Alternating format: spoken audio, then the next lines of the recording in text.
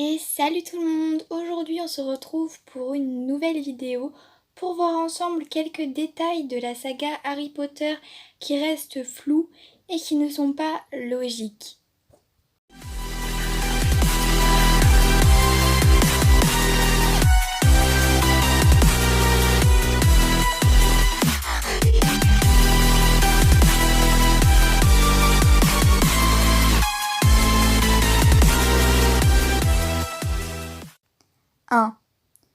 L'emplacement de la cabane d'Hagrid. Où se trouve réellement la cabane d'Hagrid?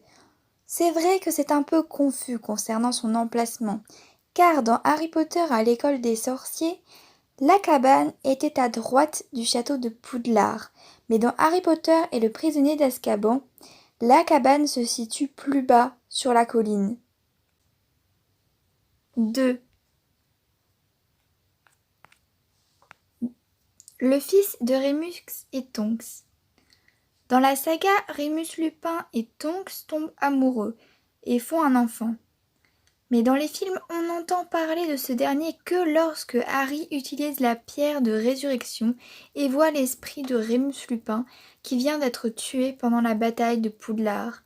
Il mentionne notamment son fils, mais on n'en a pas du tout vu la couleur avant. 3. Le miroir à double sens. Dans Harry Potter et les reliques de la mort, partie 1 et partie 2, on peut voir Harry avec un morceau de miroir dans lequel il peut apercevoir le visage d'Alberforth Dumbledore, le frère d'Albus.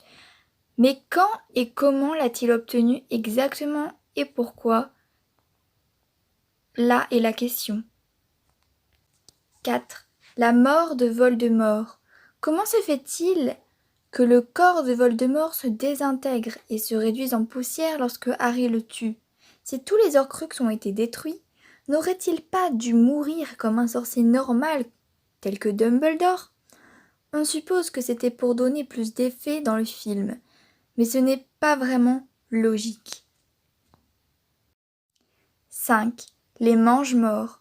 À la fin d'Harry Potter et les reliques de la mort, partie 2, Harry Potter réussit à tuer Voldemort. Mais qu'en est-il des Mange-Morts? Narcissa, Lucius, Drago, mais les autres? Est-ce qu'ils ont été capturés et enfermés à Azkaban? Est-ce qu'ils se sont enfuis? Il nous manque quelques informations sur ce point. 6.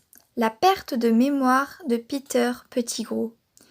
Dans le manoir des Malfoy, Peter Pettigrew ne semble pas reconnaître Ron, alors même qu'il a été son rat pendant de nombreuses années, qu'il sait que c'est le meilleur ami de Harry et surtout qu'il a eu affaire à lui à la fin d'Harry Potter et le prisonnier d'Azkaban. Soit il a eu une perte de mémoire, soit c'est de nouveau un faux raccord. 7. La baguette de Suro.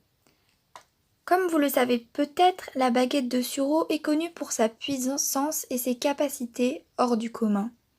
Alors on se demande franchement pourquoi Harry Potter n'a pas profité de l'avoir pour reconstruire Poudlard après la bataille, qui a fait d'ailleurs de nombreux dégâts. Pourtant, il va la détruire complètement. Voilà de nouveau quelque chose qui semble ne pas être logique. 8. Voldemort a de multiples occasions de tuer Harry Potter pendant toutes les années scolaires. Il attend à chaque fois la fin de l'année pour mettre son plan à exécution, laissant ainsi tout le temps à Harry de se préparer à ses attaques. On peut supposer que J.K. Rowling voulait mettre un peu de suspense afin qu'on continue de lire le livre jusqu'au dénouement. Et voilà, c'est la fin de cette vidéo. On espère qu'elle vous aura plu. N'hésitez pas à vous abonner à la chaîne, n'hésitez pas à liker cette vidéo. N'hésitez pas également à aller faire un tour sur la chaîne et activer la cloche pour être au courant à chaque fois que nous sortons une nouvelle vidéo. C'est tout pour cette vidéo et à la semaine prochaine.